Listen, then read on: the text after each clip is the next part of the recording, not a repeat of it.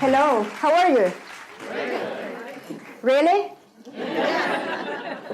Okay, so it's really a pleasure for me to be here. It's amazing to be sharing time with you again. I think I did this about 4 years ago, and it was a different movie. But today, really, it's an honor to me to be the preamble of Hedy Lamarr. Okay, I'm not going to tell you about the movie because that's why you're here. You want to watch the movie. So what I'm going to do today is we're going to talk about something before you can see the movie, right? Of course. So what's that something that we're going to talk about? And I'm going to make this a little bit interactive, if you don't mind. So when you're thirsty, what do you do? Get a drink. Water. This, right? Not in a plastic bottle. Not in a plastic, but when you drink it, you want to make sure that it's clean, right? So every science story has a story. So today what I'm going to do, I'm going to talk about science within the context of a story. And I entitled this, Water Disinfection, a story of collaboration, hoping, and stealing. And we're going to figure it out what that all means. Of course, hoping is in honor to Hedy Lamarr. You'll get that to see later. So what do I mean with that? Well, bear with me. You're going to see all these words are going to come during the presentation. So, of course, when we drink water, we want it to be very clean because otherwise we could get sick. But one of the challenges that we have around the world, as you probably all may know, is not everybody had access to clean water or drinkable water. As an example here, about 2.4 billion people globally lack access to clean sanitation systems. So we really need to do something about it, and we've been doing something about it. And we're going to talk about that within the story. So water disinfection challenges. What is water disinfection? How do you clean water? How do you make sure you can drink it? Add chlorine. Chlorine, right? That's one way. The other way is boil it, right? And sometimes we have these boiling alarms that before we drink the water, we have to boil the water in Athens, etc. But when you think about that, all that has a price. Not everybody has access to chlorine. Okay? We probably can see here in every store, but that's not everywhere. So water disinfection means we have to kill the little guys. Who are those little guys? The microbes, right? So that we can drink it. And the topic is very broad because there are different microorganisms. Some of them we cannot kill by using the same techniques. And of course, that's going to depend on the area or where the location of the water is. And then current methods for water disinfection are expensive. They lead to high power consumption, and you were absolutely right. Good job. You passed 2 of the tests. The other method is chlorine, ultraviolet, ozone. So how much CO2 out of there? The Environmental Protection Agency estimates about 45 million ton metrics per year in greenhouse gases coming out of water treatment facilities. Yes, it's huge. We don't think about it. We just drink it. Of course, we have to drink it. We cannot live without it, right? And 25% of that is due to disinfection, so about 12 million ton metrics out of the 45. So what's happening? Well, this model has been well developed, but in this little curve here, by the way, I'm an engineer, so I'm going to show you some graphics, right, just for fun. And so what we can have here on the left-hand side is the cost of water, just disinfection per cubic meter. And on the right-hand side axis here, we have the volume of water that is treated. And what do we see there is the larger the facilities, the less expensive it is. So you have to have a big facility so that it will cost less than $2 per cubic meter. But when you don't have that access, it's very expensive. And that could be the case in many areas that are rural or in other places in the world. So we need to solve that, and the cost decreases with capacity. So, the beginning of the story. Everything began when I was attending the Electrochemical Society meeting, and I attended a symposium which was sponsored by the Electrochemical Society and the Bill and Melinda Gates Foundation. The symposium was in Cancun, yeah. Okay, that was in 2014. And this was the first time that I participated in this type of exercise. What they did, they said, okay, we're gonna bring all these crazy scientists together, and we are gonna talk about the challenges about disinfection. And we're gonna see what they come up, that is something that is new, that we haven't heard about it. And they chose 100 participants, and the meeting was attended by 4,000 people. Okay? So only 100, including me, I had the access and privilege and honor to participate in that group.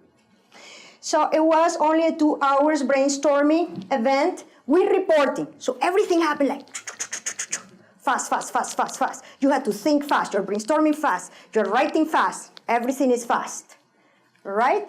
So very interesting, and sitting here in my table, and then we had different themes. One thing was on energy, recovering energy from water, and I say, oh, that's my thing, I wanna be there. But no, the teams were already selected. I wanted to be in the energy team because I was already doing recovering energy from wastewater. But I was assigned in the disinfection team. I had never done any disinfection except boiling the water and putting chlorine. So my experience was not in that area, which kind of was good. So here, I'm sitting in a team, and here he's from Mexico. His name is Luz Godonis, and I'll tell you later why I'm mentioning him. I'm sitting here. He's also an electrochemist, but other people in the table are not. So we are out of different expertises. In fact, the girl sitting next to me, she's a biologist, okay? And I'm the crazy electrochemist on the table. So we start talking about, and the first thing they say, what are the challenges with water disinfection? And of course, a lot of the things you say come out. So I'm talking to her, and she's the student of a collaborator of mine in UK, Yanis, at Bristol University, and I'm asking her, how do you disinfect the water? Of course, I knew about the chlorine and all that, and I said, do you think that if we put an alkaline pH, we kill the guys? And she said, definitely, yeah. I said, cool. So she was my biologist there because I'm not a microbiologist. So I was trying to learn a lot from what she was telling me. And so, of course, we needed to report, and guess who chose to report? So I had to report in 1 minute our findings of what our team came up, which were the major challenges with water disinfection, and in fact, the fact that every microorganism is different. But I did say there, electrochemistry is a platform that can help us kill the little guys. And I only had a slide that I could use. I couldn't use more than a slide and 2 minutes to report. So I did said, and I'm surrounded by a bunch of electrochemists, and I said, you know that if you change the polarization in your cell, you can play with the pH in both sides. And if they circulate to a pipe, a tube, you kill them. They look at me like, yeah, okay. So what happened next in the story? The story continues. Anybody could write a proposal. The idea led to a proposal. We were given 12 hours to write a proposal to solve one of the biggest challenges in the world. Isn't that funny? Okay, 12 hours. So what happened is the idea became a cartoon. Okay, so when you have an electrochemical cell, you have an anode and a cathode, and if you apply a potential, even if your pH is neutral, localized, you could make it alkaline or acidic in the other side. And then, that's what I call polarization 1. Then you switch the polarity, and you can make the other side alkaline. And so now imagine the little guys navigating there, bouncing back and forward. If you do the chemistry right, you might kill them. But it wasn't that obvious because it could not just be water oxidation that you're doing there because the energy will be too high. So we needed to be strategic, and that's not what I said when I reported in my 2 minutes, because that's what I kept. That was my ace under the sleeve. Okay? So this reverse basically creates ions redistribute. A change in the localized pH could destroy the microorganism. And you know what? After listening and seeing Hedy Lamarr, I want to call that ions hopping. Right? Because they're hopping left to right, etc. They're changing. So, what was my ace under the sleeve? The proposal was entitled Disinfection Promoted by Urine Electrolysis. Yes, it's probably making you go to the bathroom. Let's kill some little guys. So basically the idea was that we all pee, and we still have to clean the water. So we have to remove that. So the idea was we're killing two problems, or solving two problems at the same time, right? I can convert this, remove all the contaminants, for instance, carbon, etc. And at the same time, I could potentially kill the microorganisms if I do the polarization right. But what this enabled to me to do was I could polarize a low voltage, not water electrolysis. Does that make sense? And that was the eyes under the sleeve, I'm sorry. You know I don't go to Vegas.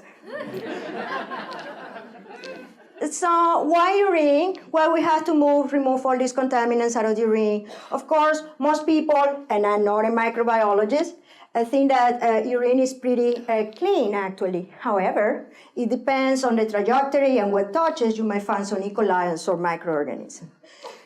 But when you're mixing everything in the bathroom, especially what the Gates Foundation wants to have, which is the revolutionary toilet, that you'll have the urine separate and the other side separated, and then you do the treatment. So why urine electrolysis? Because I was already working on this. This is the research that we've been doing here at Ohio University that most people call P2 power, in which we were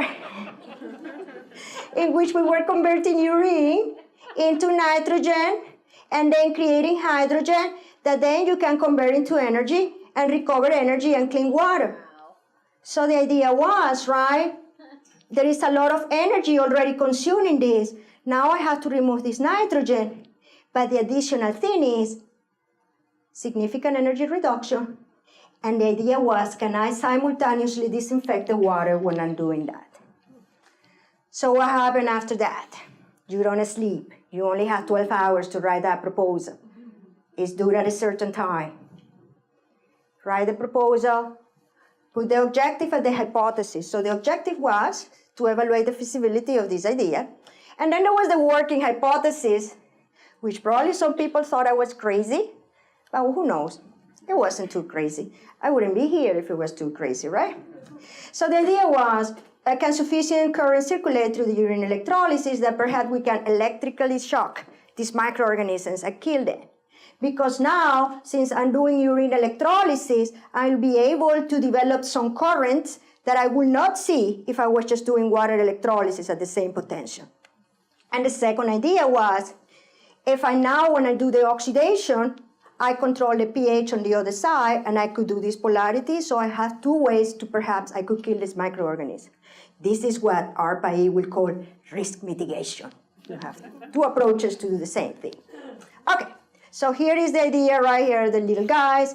Okay, so are we going to destroy that? Electric shock, perhaps breaking the membranes of the cell of the microorganism and allowing some of the chemistry enter and destroy them. That was one idea. And the other thing is the polarity switching that I already told you. So you need to have that answer. So what happened next? Whew, I should drink some water now. A year later, fall 2015. Finally, the good news, we got the small grant. $50,000, yeah, you know. Okay, the bad. We had to finish the project in shorter time than any of the other grantees. Well, everybody was hanging out there doing it for a year. We had to do it in 6 months. And what happened was a really fascinating story that I'm not sharing with you today, but I had to wait to get the money. And of course, the good, the bad, and the ugly. Yes, thank you. So, where are we going to get the E. coli? I'm not a microbiologist. Oh my goodness, what I did. Okay? How I'm going to measure that I really killed the little guys? And then everybody's on board. We're excited and I start working with Maddie, which is somewhere around here, one of my undergraduate students, Bert. And he said, Dr. Botte, I'm taking a class with Professor Sarah Wyatt, and I think she might have a way how for you to measure the E. coli. And I said, oh, thank you. So what do you do in the ugly times? You call your friends. Of course, Sarah is my friend. So I said, hey, Sarah, I had this project. Could you help us measure the E. coli and E. coli source? I said, Gerri, I love you and I love to work with you, but I'm not a microbiologist. I'm a plant biologist. I said, okay. Why don't you talk to Professor Ronan Carroll in biological science? I said, oh, okay. So, the biology, counting the little guys. Okay, what does it mean? Okay, so Ronan, if you get to meet him, he couldn't make it today. He's an amazing person to work with. So his research expertise is in microbiology. And he's the expert, and there's this other person who doesn't do that, telling you about this hypothesis. He said, sounds like you have a case, And I said, look, Ronan, it's a very small grant. I know that I'm asking you a big thing, but if you help here, who knows what can go on? It's the Bill and Melinda Gates Foundation. He said, yeah, and we can extend this to NIH and all those things. When two people talk, we just go crazy. Okay. So he agrees to provide us with a strain of E. coli that is not pathogenic, because that's what I was, we don't want to get sick when we're doing this, right? And then he teaches us how to measure the E. coli, the counting. You want to know how that happens? You have to make this culture here, which I didn't do, but Bear and Maddie did. It takes 24 hours overnight. And then the next day, you have to spend hours in a microscope counting how many of these are there. So can you imagine for every experiment, how many of these counting and things you had to do? This is a lot of time and a lot of resources, and I think I owe them some glasses, prescription glasses, okay? All right, so counting the guys, that's how it's done. Remember that. Takes a lot of time. So, very excited. It's time to report the results to the Gates Foundation. The meeting now is in San Diego. They always choose nice places, right? And then, yes, so the good, there is a good opportunity to show the results directly to the sanitation program manager of the Bill and Melinda Gates Foundation. How many chances do you get to do that? Not very many, right? The bad, we're only given 5 minutes on one slide, and I talk a lot. The ugly, we needed to choose that message that we were going to deliver that was going to trigger his attention, because we have good results. It was how we delivered it. So for people who are in creative writing, yes, we had to do that. So I'm going to show you the slide, and I'm not going to take the 5 minutes, but this is what I had to do. Very quickly, remind him what was the title that they were funding, right? And the reason what we were doing, because the idea was to clean the water, create energy, and at the same time, killing this little cartoon here of the guy who's freaked out, the microorganism. The interesting reaction, just to remind him that we have some foundation, right? And then the results, very quickly, we have many results, but the results that were chosen were very strategic. So the idea was we started to do testing if we have urea or if we didn't have urea to prove our hypothesis and to look at when did we kill them or not. So we found complete disinfection around this value. And then, of course, we show him the curve of what's happening here. And I'm going to come back to this curve in a few seconds. Okay, so but we believe what we found is that at this condition, we basically destroy the microorganisms within the first 5 minutes of the experiment. And when we, like the blue here, probably you cannot see because the fonts are very small, the blue doesn't have E. coli, and you can see the performance. The orange has E. coli. And then while I'm saying this, in the spot, I didn't think about this, I said, I hypothesized that what's happening in these first 5 minutes, what's happening with the current is the responsible that we're destroying there. And if we can track that correlation, we might be able to know how many microorganisms we kill as a function of time, which means we might have a sensor.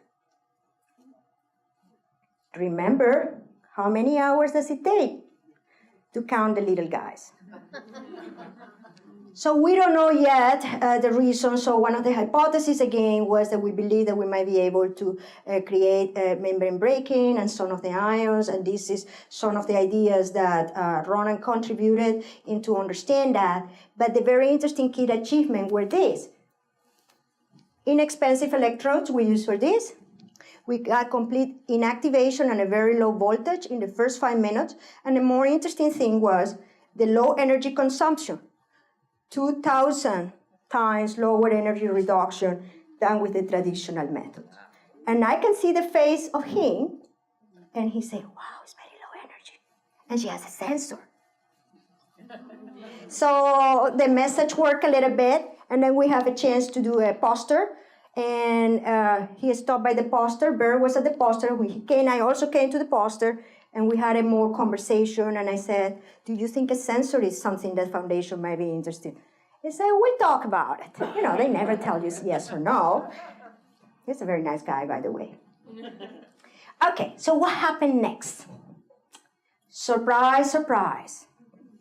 I get an email on June of 2016. And guess who the email was coming from? Yes.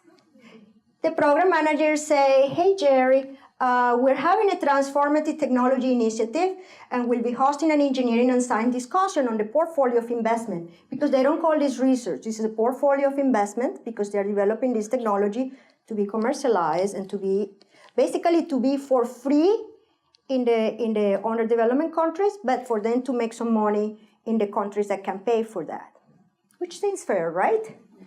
And so we want to invite you to the Gates Foundation headquarters in Seattle and to participate. And keep in mind that basically it was me and Luis Godonis, the only two people who were invited from everything, because everybody else who was there were already funded by the Gates Foundation. So I was so excited. And then before we go there, we received another email that said, by the way, one more thing. There's going to be a chance to write proposals, but you have to team up with people from the group. Okay? Of course, you go to troubleshoot for 4 days at the Bill Gates Melinda Foundation headquarters, and with the potential for funding, you get too excited, right? So in the poster, we had a poster, and then the message was really, in fact, I was able to talk about this. I volunteered to talk about sensors and the need for microbial sensors, because they do have the need. I mean, I don't want to continue paying for glasses for people to work in the research. So what happened is here we could see, for instance, in this case, is the electrochemical response of just urea. There is no E. coli. And you could see that the same sensor could help us track the concentration of urea. We have a relationship. And very interesting here, this is the electrochemical response of E. coli, where green is lower concentration and the red is the higher concentration. So then, Ronan told me to say this. He said that what I said when I saw this was, why are they stealing my current? You could see the E. coli basically is stealing the current in the process as we had hired. So the key that we pitched there was, if we understand this effect, we can implement this concept and develop an electrochemical microbial sensor. So in addition to that, we must be able to capture the complexities of the wastewater chemistry, because it's not going to be just water and E. coli. It's going to be everything. You can imagine that cocktail, right? Okay, so the idea was we also have technology that will enable us to measure concentration of urea, concentration of hydroxyl ions, and at the same time basically decouple that from the chemistry and track just the E. coli when we need it. All right, so what happened next? Surprise email, September 2016. And from that meeting, from that surprise email, our proposal was invited to move forward.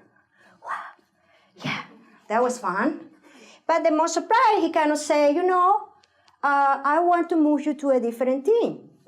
Because what they do, because this is an investment that they do, they want to put you in a multidisciplinary team that is going to bring other things onto the table.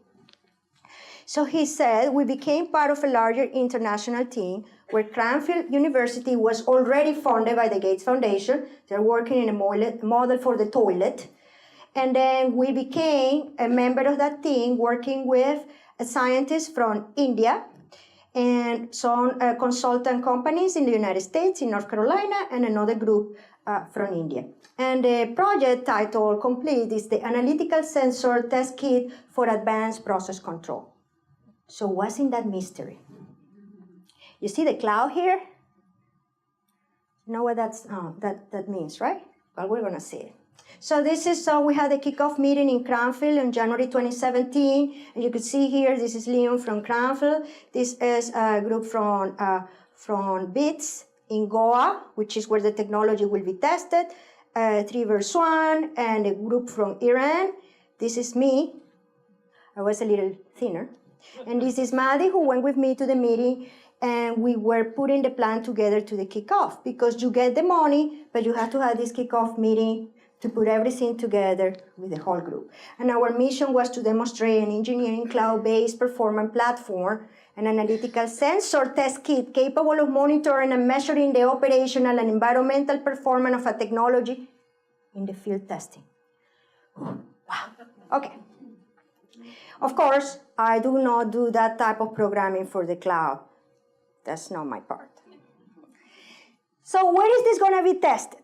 What our contribution was, the idea of Leon was, we're going to survey everybody who has been funded by the Bill and Melinda Gates Foundation, and we want to understand what type of sensors are going to be needed for this intelligent bathroom that the Bill and Melinda Foundation wants to build.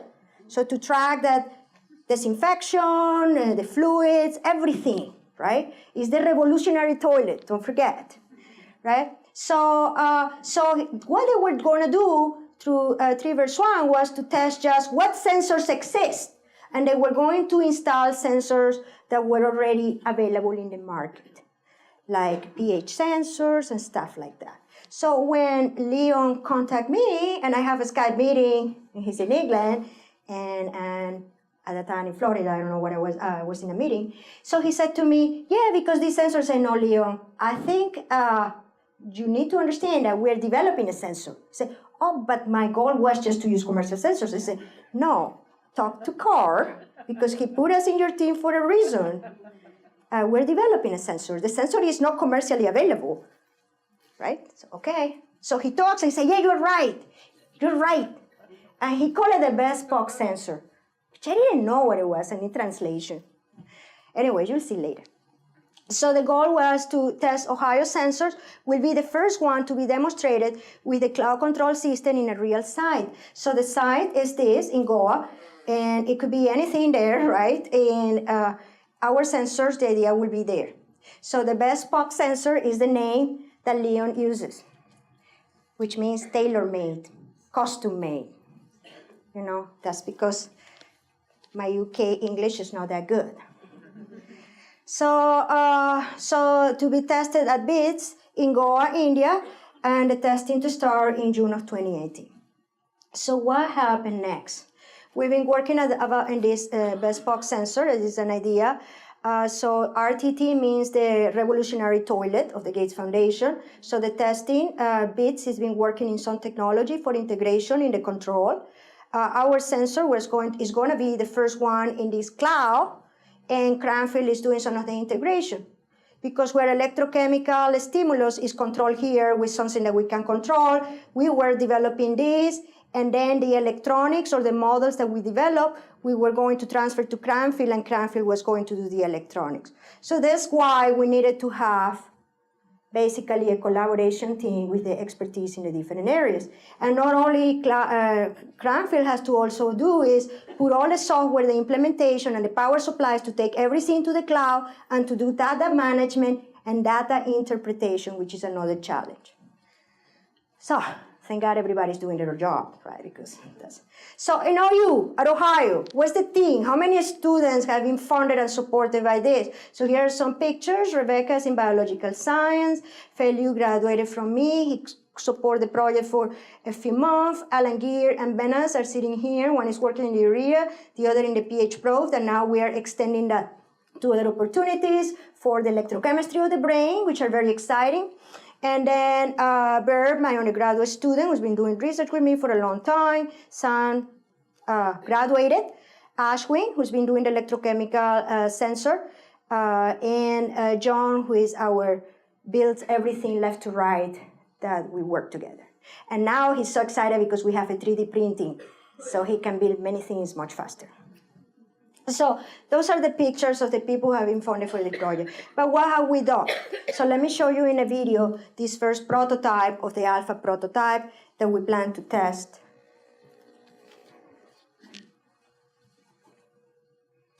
If this works.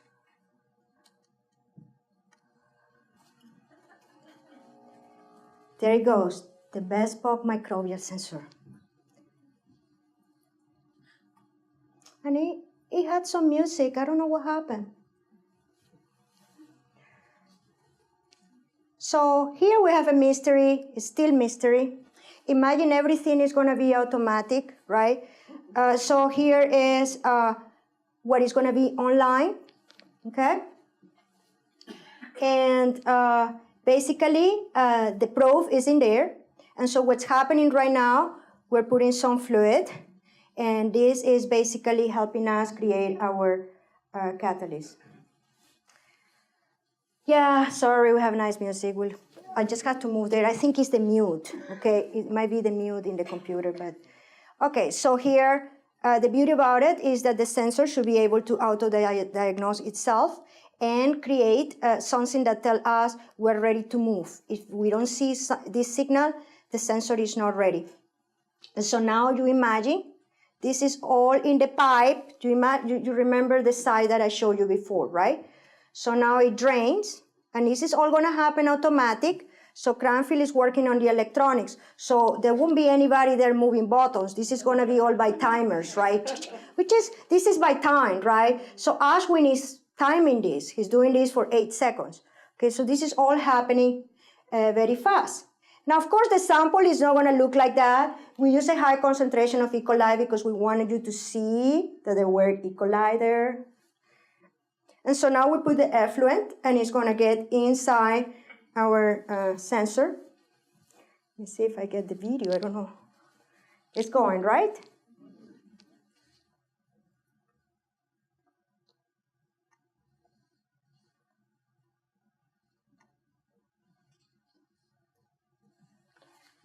Anyways, so now we rotate.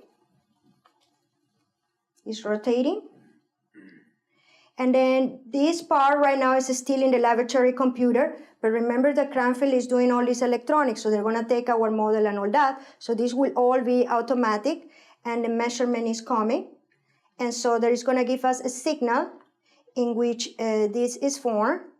And now we're seeing the profile that is associated with this E. coli concentration. No counting anymore. The whole process takes 3 minutes. But once you are measuring samples, it's much faster. And this is online. So you could imagine all by pumps and time, etc. Of course, it's the first alpha prototype. Once it is on the field, we'll see what happens.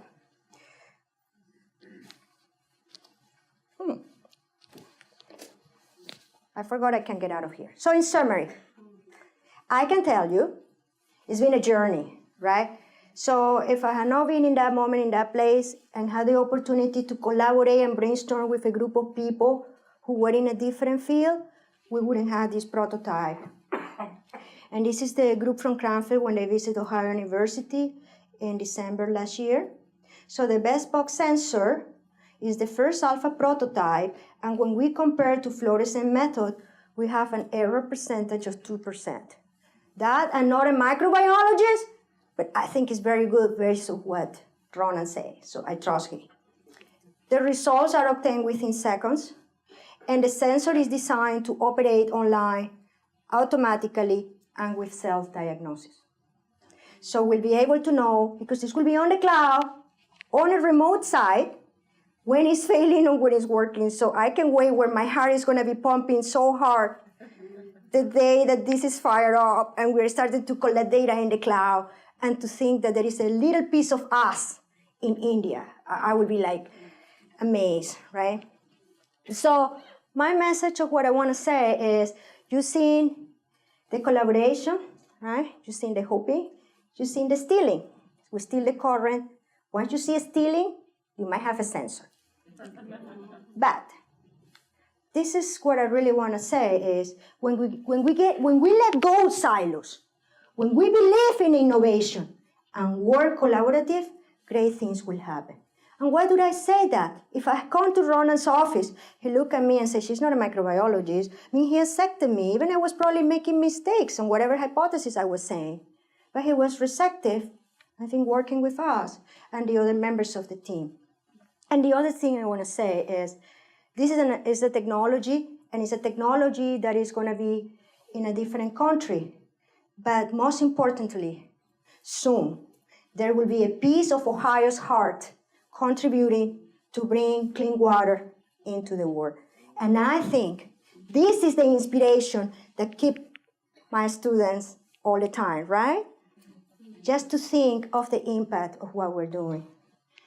And so I want to acknowledge and thank for the support of the Bill and Melinda Gates Foundation for the first grant initial that was done overnight in Cancun.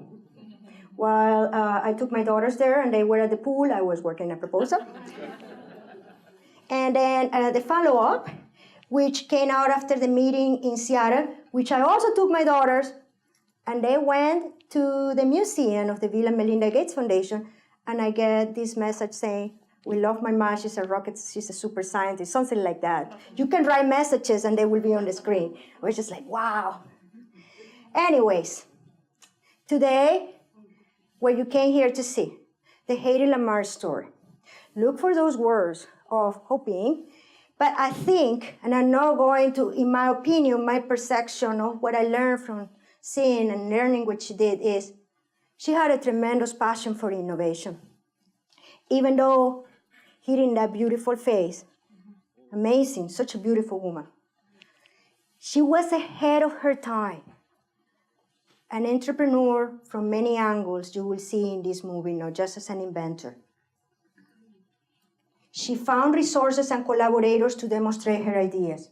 She recognized that she didn't collaborate, she couldn't get to the next step, in which she kept secret that nobody knew she was doing.